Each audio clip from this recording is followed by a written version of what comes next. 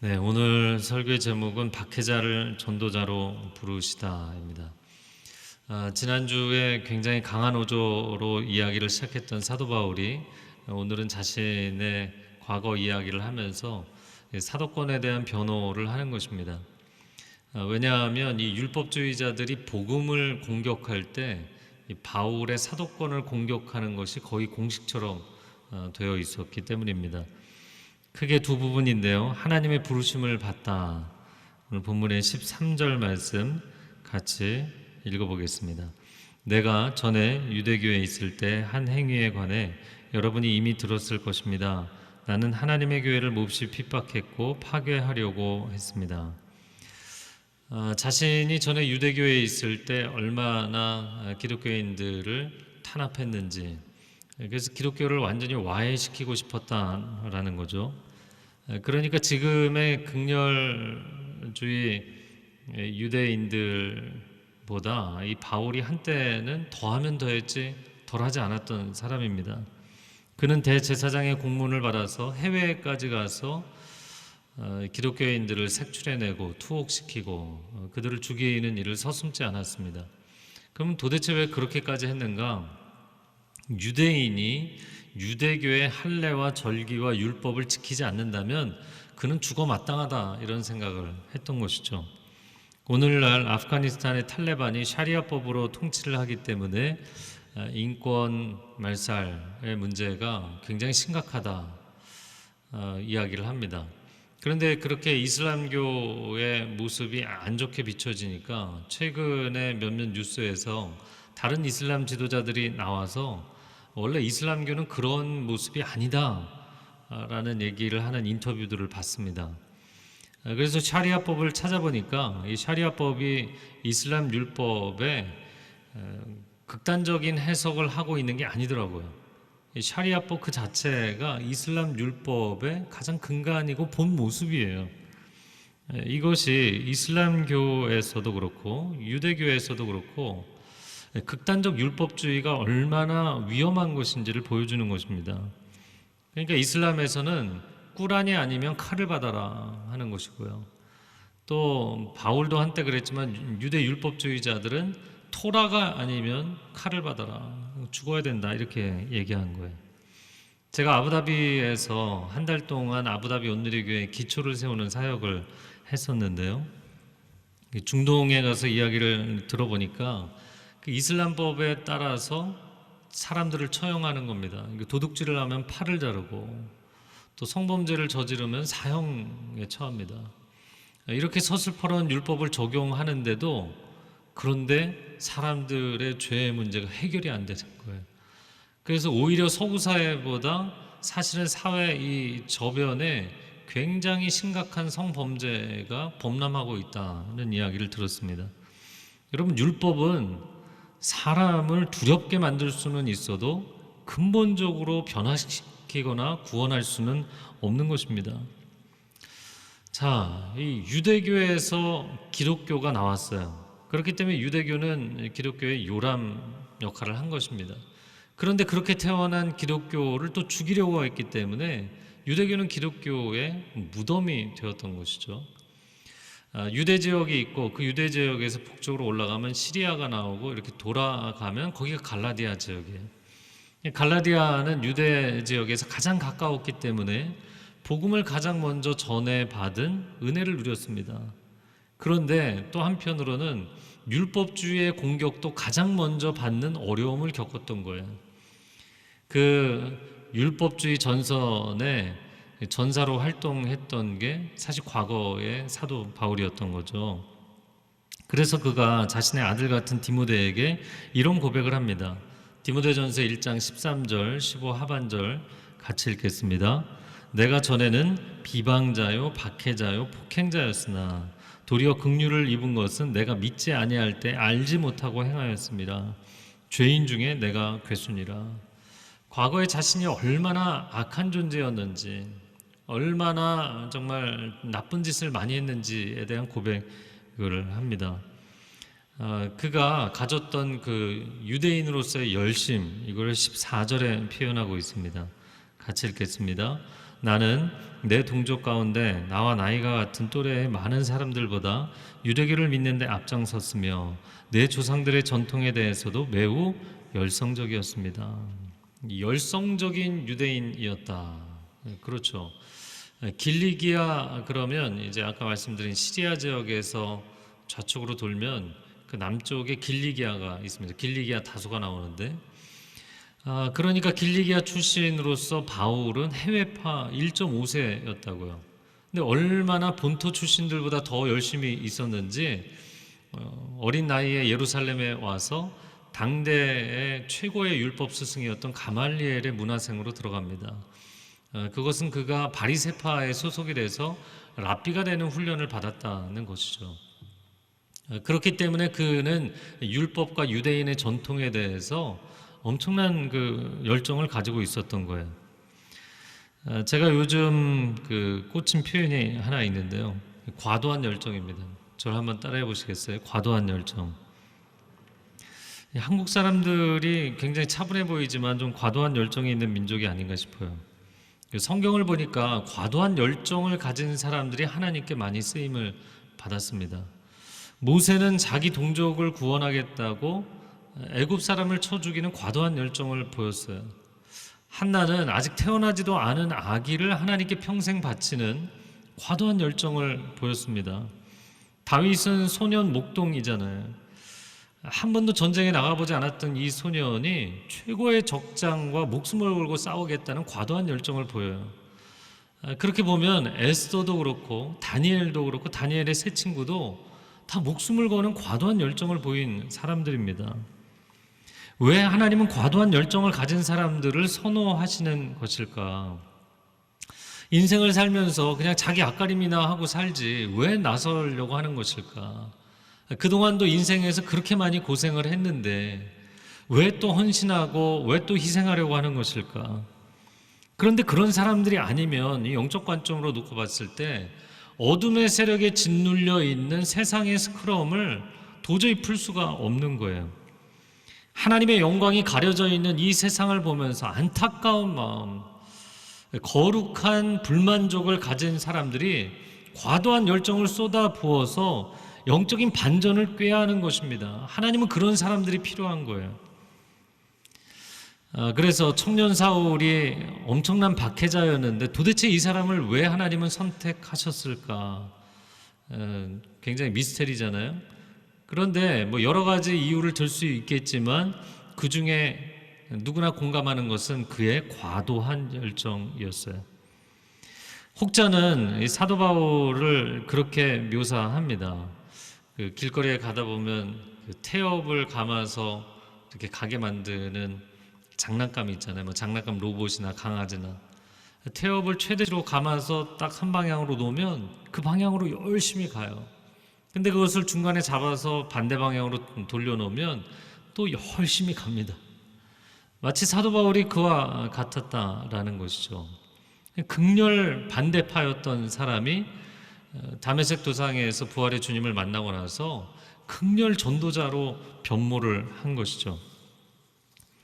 제가 엊그저께 이제 목요일 금요일 저녁에 대전 온누리교회 18주년 창립 기념 부흥 집회에 가서 인도를 하고 왔는데요. 저희 양재에 같이 동역을 했던 김상수 목사님 3년째 지금 사역을 하고 있습니다. 근데 김상수 목사님도 좀 과도한 열정 타입이거든요. 그래서 여기 계실 때도 뭐 시키지 않아도 꼭 해야 되는 게 아닌데도 굉장히 열심히 하셨어요. 근데 가서 이렇게 보니까 장로님들이 그러시는 거예요. 우리 목사님이 세종에 예배처 만들고 교육관 만들고 대전 캠퍼스를 케어하는 것도 일이 많은데 세종까지 또 그걸 오가면서 다 사역을 해야 되니까 너무 고생이 많습니다. 제가 그 얘기를 들으면서 너무 감사하더라고요. 여러분, 누가 시켜서 하는 사역 말고요, 그냥 해야 되는 일만 억지로 하는 그런 일 말고요, 누가 시키지 않아도 내가 하나님 나라를 위해서 뜨거운 마음으로 헌신하는 사람들을 통하여서 골리앗이 쓰러지고 어둠의 세력이 떠나가게 되고 하나님의 나라가 세워지는 줄로 믿습니다. 그런 사람들을 하나님 원하시는 거예요. 자, 15, 16절을 한번 읽어볼까요? 그러나 어머니의 태에서부터 나를 따로 세우시고 은혜로 나를 부르신 하나님께서 하나님의 아들을 이방 사람들에게 전하게 하시려고 하나님의 아들을 내 안에 나타내 보이셨습니다. 그때 나는 사람들과 의논하지도 않았습니다. 이 바울의 고백이고 우리의 고백인데요. 당신을 향한 하나님의 부르심은 모태로부터 있었다라는 것이죠. 네, 자막 보여주세요. 네, 연약하면서도 질긴 인생이었던 야곱은 모태로부터 하나님의 은혜의 선택을 받았잖아요. 그래서 에서가 아니라 야곱이 하나님의 선택을 받은 사람이다. 또 물에서 건진 아기 모세는 태어날 때부터 자기 백성을 홍해라는 큰 물에서 건져낼 지도자로 부르심을 받았던 것이죠. 또 다윗이 시편에 여러 번 고백을 했는데요. 다윗의 시편이라는 표제어를 갖고 있는 22편 10절 말씀을 같이 읽어보겠습니다. 내가 날 때부터 주께 맡긴 바 되었고 모태에서 나올 때부터 주는 나의 하나님이 되셨나이다. 아멘. 여러분 한 분 한 분이 모태로부터 하나님의 부르심을 받은 줄로 믿습니다. 제가 최근에 통독반 진행하면서 서원에 관한 질문들이 나오게 됐어요. 삼손, 입다, 사무엘 다 이게 서원에 관련된 사람들이죠. 그래서 이렇게 보니까 예전에는 부모님들이 내 자녀를 목회자로 하나님께 바치겠습니다. 이렇게 서원 기도를 하는 경우들이 많았어요. 그런데 자녀 입장에서는 내가 태어나 보니까 이미 하나님께 바쳐져 있잖아요. 그래서 고민을 하고 갈등을 하는 경우들도 있었습니다.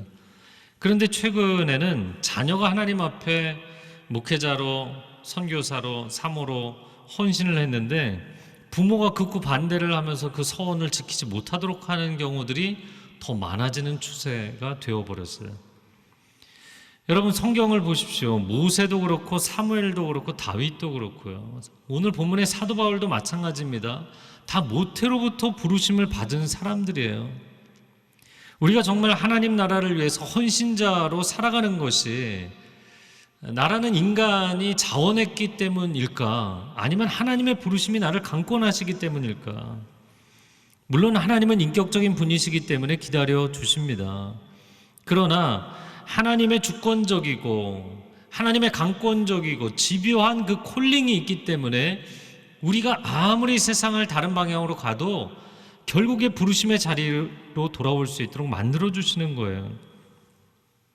사실 한국교회가 부흥했던 불과 20-30년 전만 해도 부모의 서원 기도를 받고 목회자로 헌신해서 귀하게 사역을 했던 많은 목사님들이 계셨어요.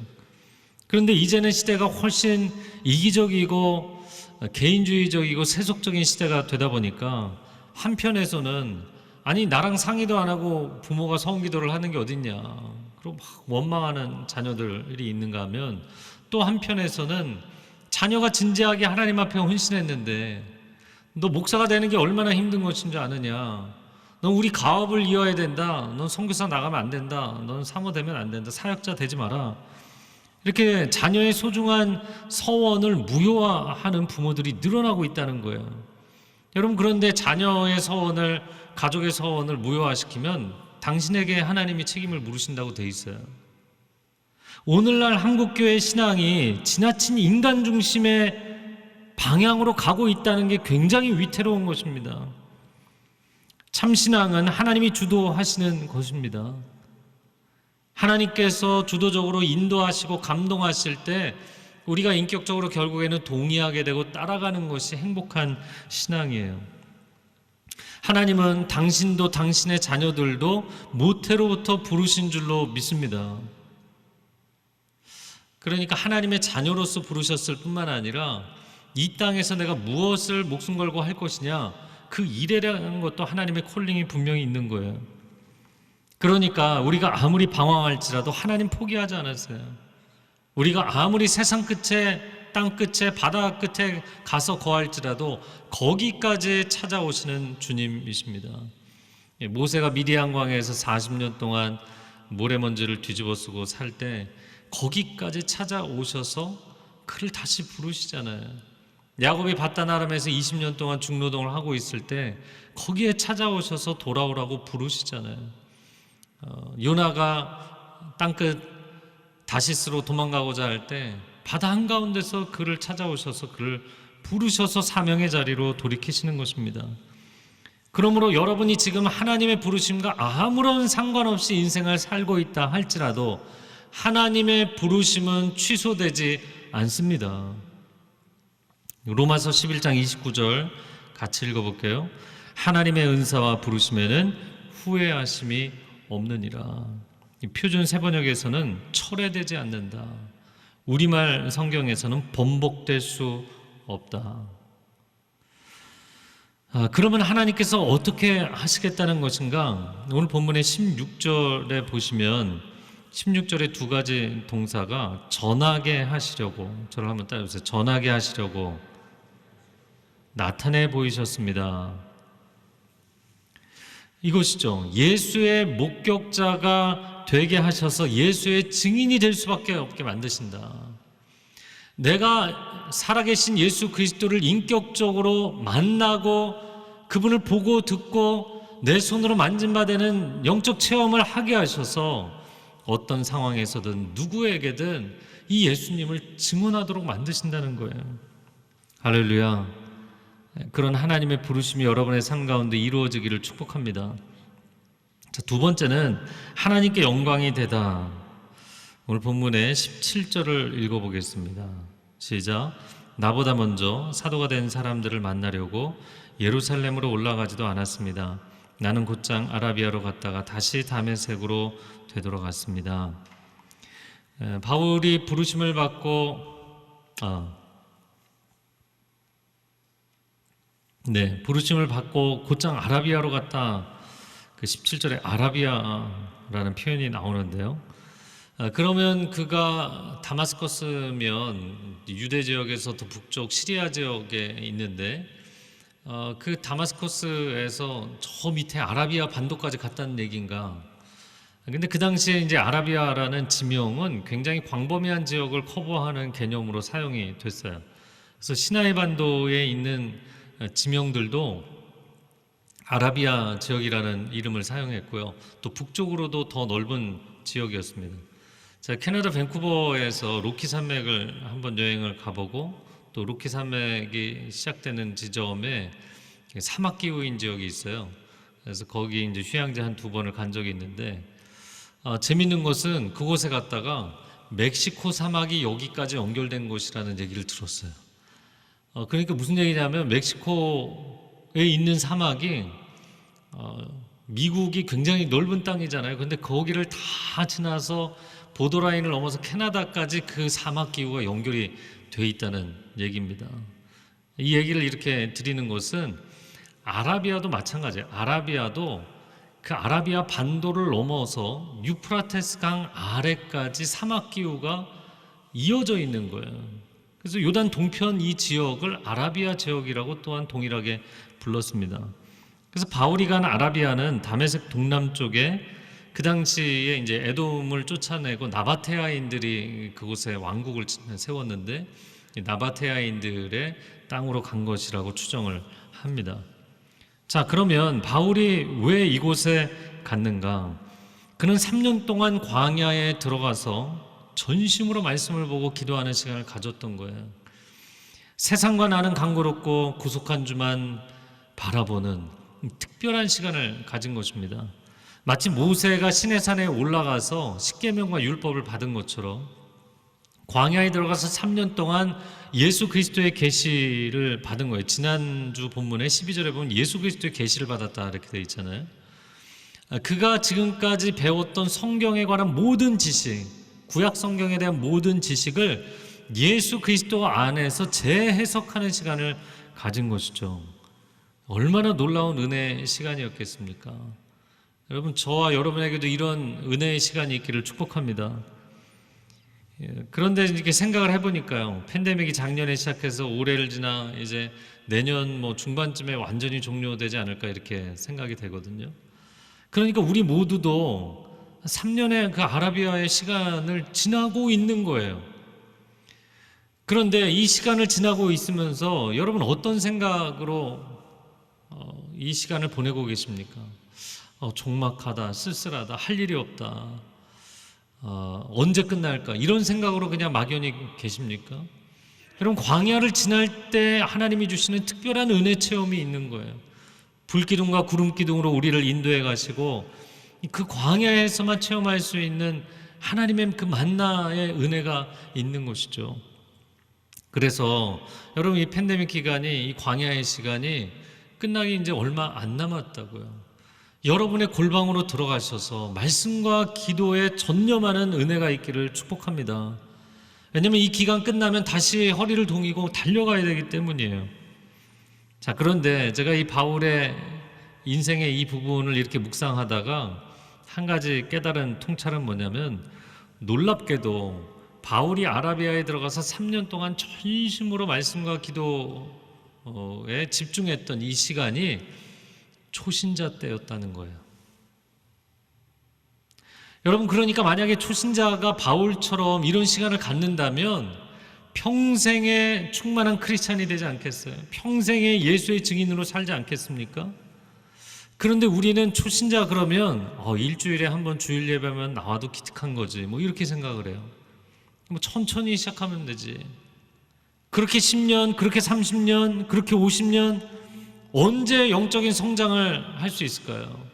이게 안타까운 것입니다. 여러분, 크리스찬으로서 영적 성장에 집중할 때가 언제라고 생각을 하세요? 갓난아기가 태어나서 가장 발육을 많이 하는 때가 언제입니까?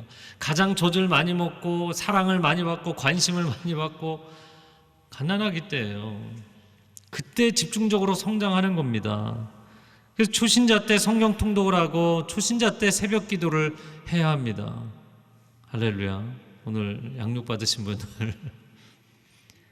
그래서 요즘 제가 밴쿠버에서도 그랬지만 전도를 해서 그 전도하신 분을 새벽에 데리고 나오시는 분들이 있어요. 얼마나 반가운지 몰라요. 그러니까 매일 새벽 예배를 함께하고 또 성경 통독을 하는 분들은 신앙 성장의 속도가 정말 상상을 초월하는 속도로 빨라져요.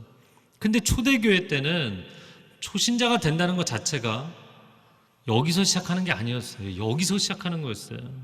왜냐하면 내가 예수 그리스도를 믿는다는 것은 목숨을 내놓을 수 있다는 결단이 있어야만 신앙을 시작하는 거였어요. 여러분, 오늘날 우리가 신앙에 대한 어프로치가 너무나 잘못된 것이죠. 여러분, 신앙생활을 시작하면서 정말 하나님의 은혜를 충족하게 누리는 사도 바울이 하나님의 말씀과 그 성령의 임재 충만함을 경험했던 것처럼 그런 충만함이 여러분에게 경험되기를 축복합니다. 자, 18절에서 20절을 읽어보겠습니다. 3년 뒤 나는 게바를 만나려고 예루살렘으로 올라가서 그와 함께 15일을 지냈습니다. 그리고 사도들 가운데 주의 형제 야고보 외에는 어느 누구도 만나지 않았습니다. 내가 하나님 앞에서 장담하건대 내가 여러분에게 쓰는 이것은 결코 거짓말이 아닙니다. 바울이 예루살렘에 그 다음에 올라가서 게바 베드로를 만났고 주의 형제 예수님의 동생인 야고보를 만났어요. 우리가 잘 아는 것처럼 베드로는 예루살렘 초대교회 첫 번째 수장이었습니다. 그러나 교회에 박해가 집중되면서 베드로가 그곳을 떠나서 순회 전도 사역을 가게 됩니다. 그 이후에 수장 역할을 한 사람이 주의 형제 야고보였어요. 그러니까 이 두 명의 지도자들을 만나서 교제를 하면서 사도 바울이 한때는 박해자였지만 이제는 분명한 회심자가 됐고 전도자가 됐다는 것을 이해받았을 것이라 봅니다. 그렇지만 오늘 본문의 19절 하반절에 보면 그 외에 어느 누구도 만나지 않았다, 이걸 강조했어요. 그러니까 모든 사도를 개별적으로 다 찾아가서 저에게 한 표 지지를 해 주십시오, 이런 정치적 행보를 하지 않았다는 얘기예요. 내가 사람들에게 지지를 받아서 사도가 된 게 아닙니다, 이 얘기를 하는 것입니다. 20절에 내가 하는 말은 거짓말이 아닙니다 얘기했어요. 왜 이거를 강조할까요? 그 거짓말이라고 얘기하는 사람들이 있었기 때문이죠. 저 바울이 아무런 자격이 없는 사람으로서 지도자들에게 잘 보여서 정치적인 로비를 해서 그래서 권리를 받아 사도 행세를 하는 것이다, 이렇게 공격하는 사람들이 있었기 때문이죠. 21절 같이 읽겠습니다. 그 후 나는 시리아와 길리기아 지방으로 갔습니다. 시리아와 길리기아 밑줄을 그으시겠어요? 연대순으로 보자면 사실 순서가 바뀌어야 되는데 시리아가 더 중요하기 때문에 먼저 썼습니다. 그가 그 이후에 길리기아 다소 자기 고향으로 가서, 길리기아를 얘기한 건 다소 때문이에요. 자기 고향으로 가서 지내다가 자신에게 멘토 역할을 해줬던 바나바가 여기 나오는 시리아 안디옥 교회에서 도움을 요청했잖아요. 그래서 안디옥 교회를 가서 바나바는 담임 목사, 그리고 바울은 부목사, 그 두 사람이 교회 목회를 열심히 했던 거예요. 이 얘기를 굳이 한 것은 내가 잠시 사도들과 교제를 했을 뿐 예루살렘에서 아주 먼 지역에서 오랫동안 사역을 했던 것이다, 이 얘기를 하는 겁니다. 자, 그리고 이어지는 22절에서 24절 같이 읽겠습니다. 그래서 내 얼굴이 그리스도 안에 있는 유대의 교회들에게는 알려지지 않았습니다. 다만 그들은 전에 우리를 핍박하던 사람이 지금은 전에 그가 파괴하려고 하던 그 믿음을 전하고 있다 하는 소문을 듣고 나로 인해 하나님께 영광을 돌렸습니다. 22절에 얘기한 것처럼 내 얼굴을 유대 지역에 있는 사람들은 알지도 못한다, 이런 얘기를 한 거예요. 그럼에도 불구하고 소문이 일파만파 번지게 됐다는 거죠. 전에 핍박하던 자가 지금은 이 믿음을, 그가 박해하던 이 믿음의 도를 전하는 사람이 됐다. 예수를 믿기 전후, 비포 앤 애프터가 명확하게 다른 사람인 거죠. 자, 이 바울의 변화의 소식은 박해를 받던 교회들과 성도들에게는 굉장히 큰 위로가 되었을 것입니다. 제가 바울의 회심, 바울의 변화에 대해서 이렇게 묵상을 하면서 성경의 인물들도 이런 드라마틱한 변화를 많이 경험했지만 이 기독교의 사회에서도 그런 인물들이 많았거든요. 여러분, 4세기의 성자였고 교부였던 어거스틴, 이 어거스틴이 대학 교수였지만 아주 방탕한 삶을 살던 사람이거든요. 성적 타락에 빠져 있었고, 그런 어거스틴이 로마서를 읽고 회심을 해서 당대뿐만 아니라 지금까지도 최고의 기독교 변증가가 된 거예요. C.S. 루이스도 무신론자였었죠. 신은 존재하지 않는다고 반박하던 사람입니다. 그가 회심하고 변화되어서 예수 그리스도의 복음을 가장 탁월하게 증거하는 20세기의 변증가가 되었어요. 우리가 잘 아는 5만 번의 기도응답을 받은 조지 뮬러도 아주 방탕하고 폭력적인 인생을 살던 사람이었어요. 그가 주님께 사로잡힌 이후에 완전히 자신의 인생을 주님께 드리고 고아들을 위해서 평생을 헌신했습니다. 제가 오늘 소개하고 싶은 한 사람은 Amazing Grace라는 곡을 쓴 존 뉴턴입니다. 이 사람에 대한 이야기를 하기 전에 디모데전서 1장 15절 말씀 한번 같이 읽겠습니다. 같이 읽습니다.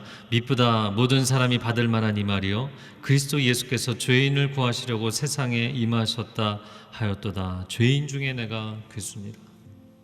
나는 정말 죄인 중에서 최악의 죄인인데 나 같은 죄인을 위해서 찾아오신 예수님의 은혜, 이게 바울의 고백이었고 존 뉴턴의 고백이었어요. 이 존 뉴턴은 1725년에 런던에 상당히 부유한 한 선장의 아들로 태어났어요. 그런데 그의 어머니가 신실한 크리스찬이었기 때문에 아들 뉴턴을 어렸을 때부터 앉혀놓고 성경을 읽어주고 찬송가를 가르치고 이 아들이 목사가 되기를 원했어요. 근데 안타깝게도 아들을 놔두고 그 아들이 7살 때 어머니가 세상을 떠납니다. 그 이후로 뉴턴이 안 좋은 친구들과 어울려 다니면서 인생이 엉뚱한 방향으로 가기 시작했어요.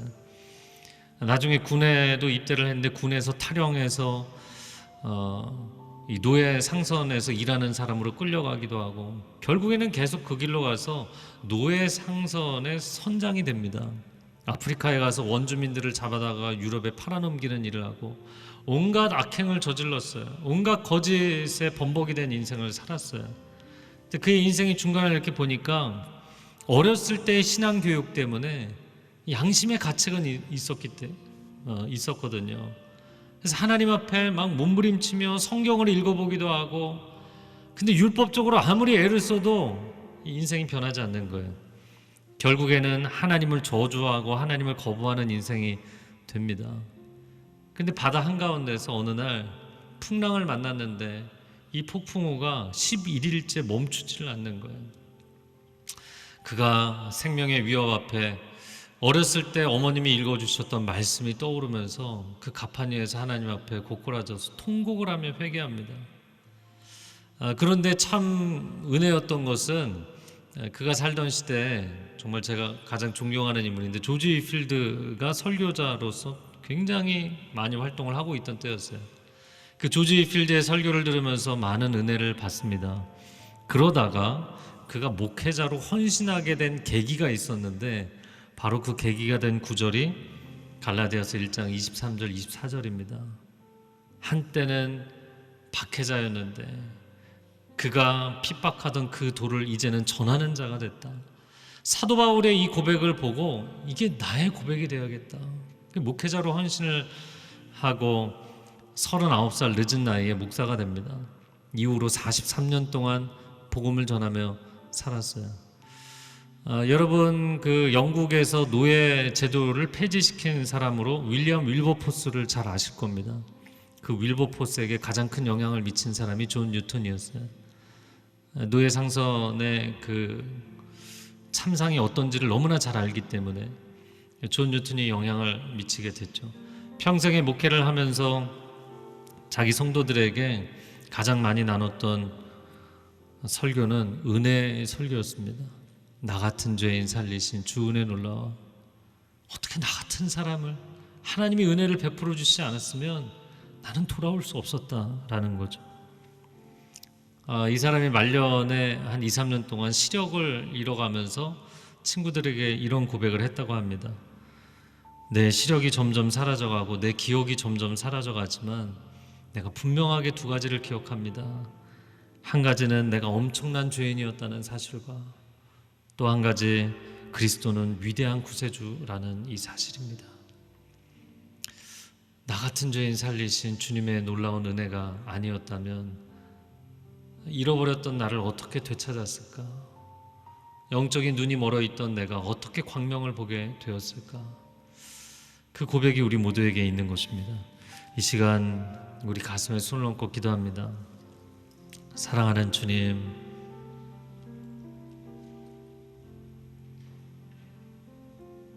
사도 바울이 고백한 것처럼 존 뉴턴이 고백한 것처럼 하나님의 은혜가 아니었으면 우리 중 그 어떤 한 사람도 이 자리에 있을 수 없습니다. 주께서 나를 긍휼히 여겨주시고 돌이켜주셔서 우리 한 사람 한 사람이 여기까지 왔습니다. 그 은혜에 대한 고백과 감격이 주님 앞에 서는 그날까지 평생에 이어지게 하여 주옵소서. 그 은혜가 흘러넘쳐서 우리의 모든 주변에 있는 사람들에게 은혜의 통로가 되는 삶이 되게 하여 주옵소서. 주여 한번 외치고 통성으로 기도하겠습니다. 주여, 오 사랑하는 주님, 바울을 돌이키신 것처럼, 존 뉴턴을 돌이키신 것처럼, 어거스틴을 돌이키신 것처럼, 조지 밀러를 돌이키신 것처럼, C.S. 루이스를 돌이키신 것처럼 하나님 시대마다 하나님의 사람들을 긍휼히 여기시고 우리를 부르셔서 돌이켜주신 것 감사합니다. 한 사람 한 사람 하나님의 은혜가 아니면 여기까지 올 수가 없었습니다. 이제 앞으로도 나의 평생에 하나님의 은혜로 가기를 원합니다. 우리를 붙잡아 주옵소서. 우리를 놓지 마시옵소서. 하나님의 은혜가 우리를 강권하셔서 하나님 우리가 주님 앞에 서는 그날까지 온전하게 우리 안에 시작하신 하나님의 그 선한 일을 완성하여 주시옵소서. 좋으신 하나님 감사합니다. 우리가 때로는 지치고 주저앉고 휘청거리지만 우리를 긍휼히 여기신 그 하나님의 부르심이 영원토록 변하지 않기 때문에, 취소되지 않기 때문에 우리가 주님 앞에 서는 그날까지 우리의 삶을 완성해 가실 줄로 믿습니다. 그 은혜가 우리 안에 흘러넘쳐서 나의 가족과 이웃을 치유하는 하나님의 손길이 되게 하여 주옵소서. 감사드리며 예수 그리스도의 이름으로 기도합니다. 아멘.